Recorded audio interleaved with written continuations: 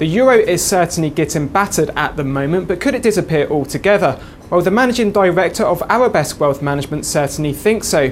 He started off by telling me what his company's approach to trading is. We are, I would say, intraday traders, very short-term, looking on the market, trying to get 10, 20 pips normally in and out. And actually, I would say that we have a great volatility on the markets, so it gives a lot of opportunity to make money, but it goes up and down. We have to have a very military way of trading, so we are very strict in our policy. So you have a very strict approach to technical analysis. You don't consider other things? Well, our approach is very simple. I think that we have to get to simple things. So we mainly act on reactions, and we just look after support, trends, resistance, nothing really new. And we try to develop something that is not quantifiable. It's the feeling. And I think this might do the difference. So how do you keep human emotion out of that? Getting too greedy and things like that? Well, it's very difficult, you know. It's always easier to become a champion than remain a champion. So greed is in everybody. So I try to fight against that. It seems like we have to talk about the euro at the moment. Yes. And I think you maybe got a slightly alternative view to Hervé, who we just spoke to. The euro is, for me, a political, economical, and cultural nonsense.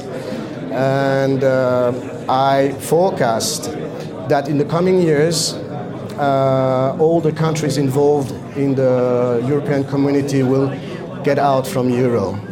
But how do you think that's possible with all the political will, all the historical factors? How do you envisage that happening? Well, for me it's an evidence, because it will not be done in a short period of time. But I think that euro will sometime explode, and it goes also into the interest of the United States that wished and planned this situation. How do you think the US wished and planned it? Well, you know, since 1944 with the Bretton Woods agreements, I mean, the US dollar was linked to gold. And at that time, 1 ounce of gold valued $35. Today, gold is at $1,150. It means that the dollar has lost more or less 98% of its value towards the gold. And to finance, in the early 60s, the war in Vietnam, United States started to increase its external debt. And in 1971, totally avoided the Bretton Woods agreements.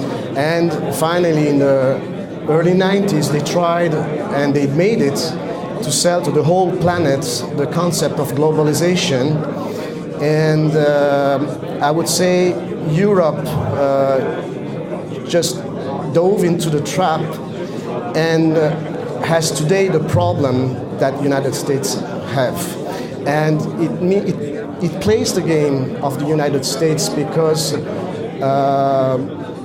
before Europe will get back to the nations, all this time will allow United States to keep momentarily and artificially the US dollar alive, which everybody knows is a clinical dead currency.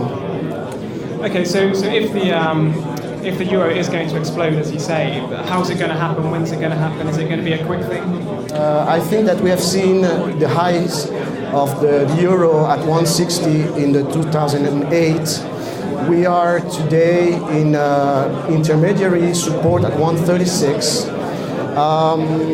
If my scenario doesn't come quickly, we may test a last maximum top level at 146. If we break, 141. But I think the euro in the short term will go all the way around at 128. And further down, most probably around 120. We will have a trading range for some time between 120 and 126. This is my plan. And if my scenario is confirmed, we could see the euro at his I would call historical average watermark support at 1.08 or 1.07.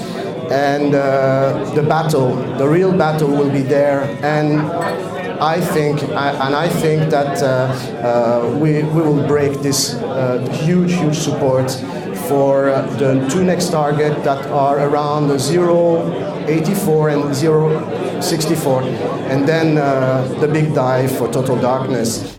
So some interesting views there, especially when compared to our interview with one of the top figures at Credit Suisse. Goodbye for now.